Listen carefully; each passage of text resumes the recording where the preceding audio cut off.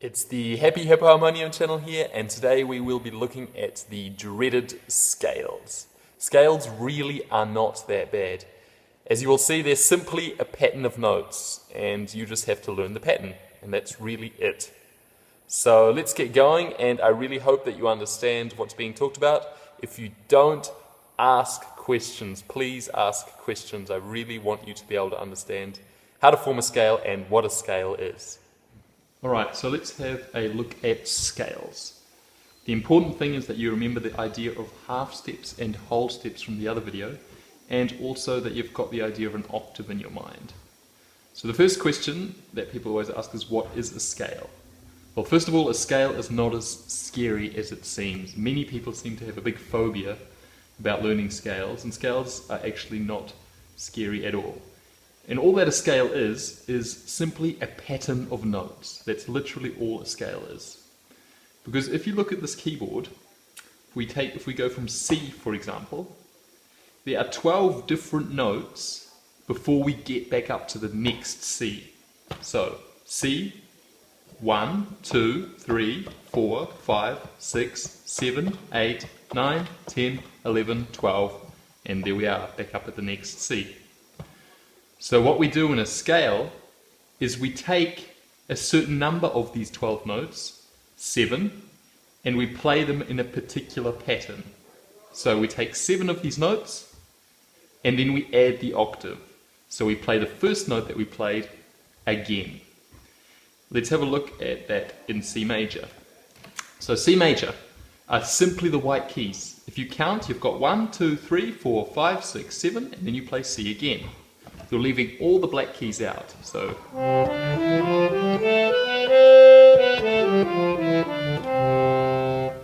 and that is the scale of C major.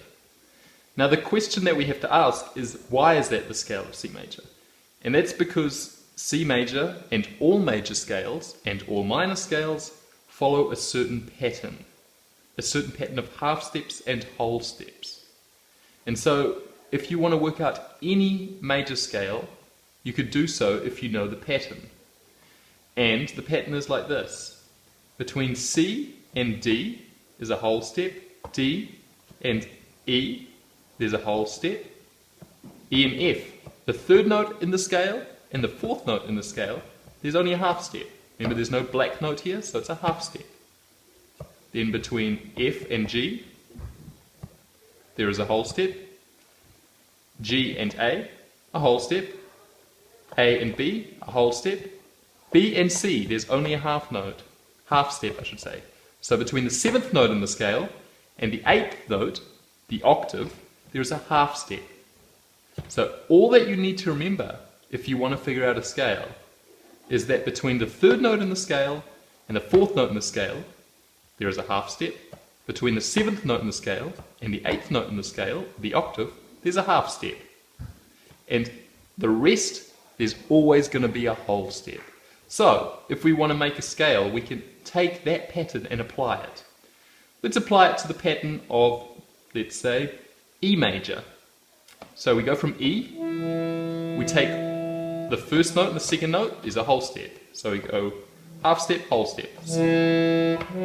From here, we then want to go up another whole step. And remember, this is the 3rd note in the scale, so from the 3rd to the 4th, we want to go up half step.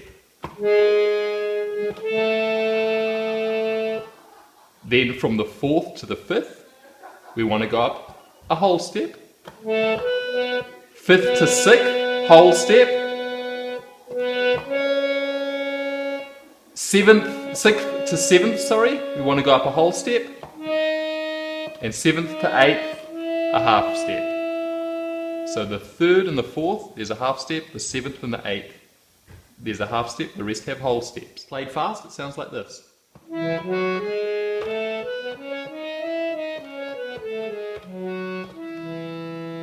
And what you'll note is that that pattern, that melodic pattern that you have there, is the same in C major, and E major, and D major, in any major scale.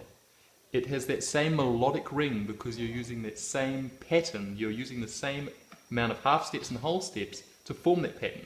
So all that's changing really is the pitch, how high and how low it is. Listen. The melodic sound is exactly the same as in E major. The only thing that's different is the pitch. So what I would recommend is a combination of two things. Not only would I learn some scales just off by heart, just by being able to memorize them, mostly with your muscle memory, so C major, E major, D major, G major, for example. But I would also recommend to just take a random note and see if you can form that major scale pattern from it. Any note on the keyboard. You can start with B flat, E flat, C sharp, whatever. It doesn't matter. Thank you very much for watching. I hope you managed to understand what was being talked about. In the next video, we will be looking at laying the groundwork for the relationship between scales and chords. So if you have a good understanding of scales, the next video shouldn't be too hard.